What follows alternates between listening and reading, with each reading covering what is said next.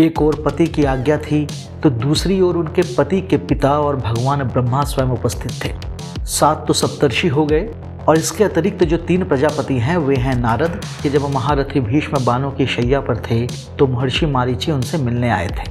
महर्षि मारीची की महानता का अंदाजा इस बात से लगाया जा सकता है कि अर्जुन को गीता का ज्ञान देते हुए श्री कृष्ण कहते हैं कि इन्होंने भी आगे चलकर अपने पिता के ही भांति सप्तर्षि का पद भी प्राप्त किया था, किंतु महर्षि मारीची को उनकी महानता के कारण साक्षात द्वितीय ब्रह्मा भी कहा जाता है। इसी पाषाण पर गयासुर की मृत्यु के बाद उसके शरीर को स्थापित किया गया। नमस्कार मित्रों, मैं नीलाभ एक बार फिर से धर्म संसार पर आप सभी का स्वागत करता हूँ।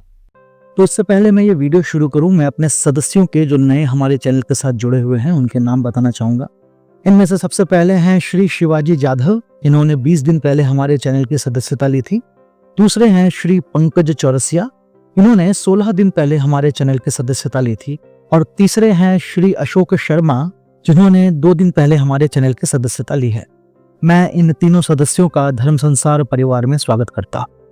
कुछ समय पहले हमने सप्तर्षियों पर एक वीडियो प्रकाशित किया था जिसमें हमने जाना था कि प्रथम स्वयंभू मनु के शासन काल में जिन 7 ऋषियों ने सप्तर्षि का पद ग्रहण किया था वे सभी भगवान ब्रह्मा के मानस पुत्र थे।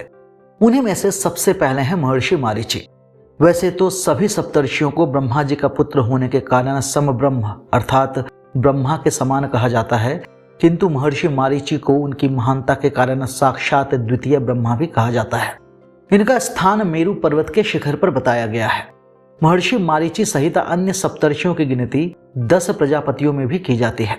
7 तो सप्तर्षि हो गए और इसके अतिरिक्त जो 3 प्रजापति हैं वे हैं नारद, भृगु और प्रचेता।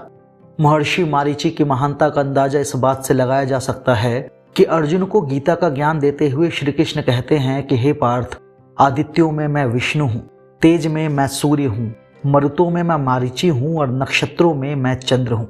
यही कारण है कि इन्हें प्रजापतियों में श्रेष्ठ समझा जाता है। महाभारत में इन्हें चित्र शिखंडी कहा गया है। पुराणों में महर्षि मारीची की 3 पत्नियों के बारे में लिखा गया है। इनकी एक पत्नी प्रजापति दक्ष की पुत्री संभूति थी।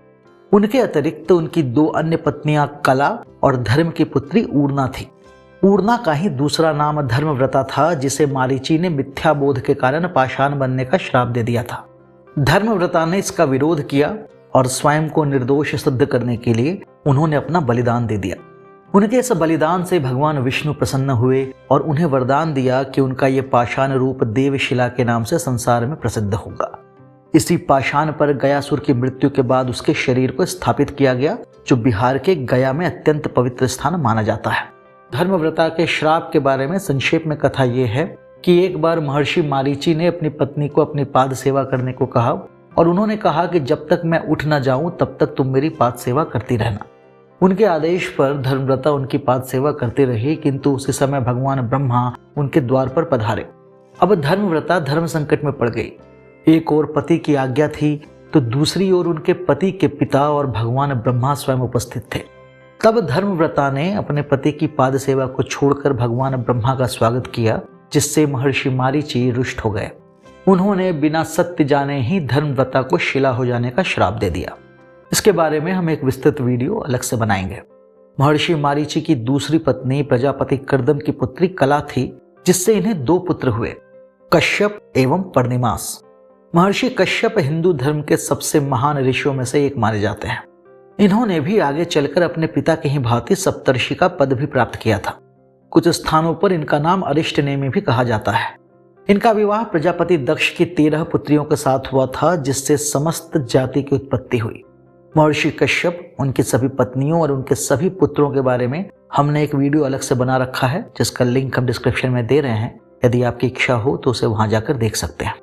महर्षि कश्यप के भाई और महर्षि मारीची के दूसरे पुत्र पर्णिमास का विवाह सरस्वती नामक स्त्री से हुआ, जिससे उन्हें विरह और सर्वस नाम के 2 पुत्र प्राप्त हुए। विरह के पुत्र सुधामा हुए और सुधामा के पुत्र वैराज हुए। सर्वस के यज्ञनाम और काश्यप नामक 2 पुत्र प्राप्त हुए। ध्यान दें कि ये काश्यप ऋषि और महर्षि कश्यप अलग अलग ऋषि हैं। काश्यप के वत्सर और असित ये 2 पुत्र हुए। वत्सर के 2 पुत्र हुए, जिनका नाम था नैध्रुव और रैभ्य। रैभ्य के कई पुत्र हुए, जिनमें रैभ्यादिक ज्येष्ठ थे। नैध्रुव का विवाह महर्षि च्यवन की कन्या से हुआ, जिनसे उन्हें सुमेधा नामक पुत्र प्राप्त हुआ। असित की पत्नी का नाम था पर्णा, जिनसे देवल हुए। शांडिल्य, नैध्रुव और रैभ्य ने तीनों वर्गों में महर्षि कश्यप का गोत्र सबसे अधिक विस्तृत हुआ। परमपिता ब्रह्मा ने पुष्कर में जो प्रसिद्ध और महान यज्ञ किया था, उसमें महर्षि मारीची अच्छावाक के पद पर नियुक्त हुए थे। यही नहीं, 10,000 श्लोकों से युक्त ब्रह्म पुराण का ज्ञान भी ब्रह्मदेव ने सबसे पहले महर्षि मारीची को ही दिया था। कहा जाता है कि जब महारथी भीष्म बाणों की शैया पर थे तो महर्षि मारीची उनसे मिलने आए थे। यही नहीं, उन्होंने ही भक्त श्रेष्ठ ध्रुव को श्रीहरि की तपस्या करने की प्रेरणा दी थी।